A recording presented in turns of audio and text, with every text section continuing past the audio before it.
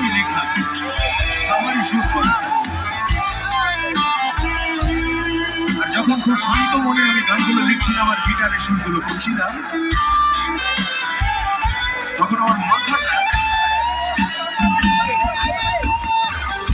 একটা বাঁদরের মতোই ডিগবাজি খাচ্ছিল।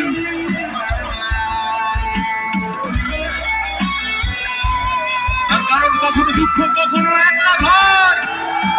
এই একলা ঘর আমার দেশ, আমার একলা থাকা অভ্যেস। আমি কিছুতেই ভাববো না তোমার কথা, বসে বসে গভীর রাতে আমাদের সিনেমায় চাই নাটকে বিদায়।